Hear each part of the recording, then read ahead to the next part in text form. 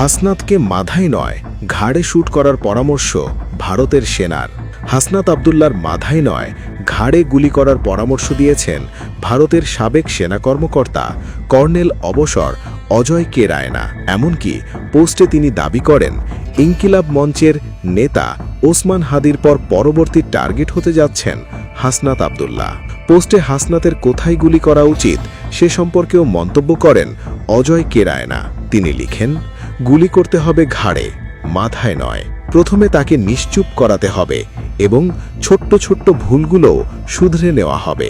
সম্প্রতি এক্সে দেওয়া অজয় কে রায়নার এমন পোস্ট ঘিরে সামাজিক মাধ্যমে তীব্র সমালোচনা ও উদ্বেগ সৃষ্টি হয়েছে।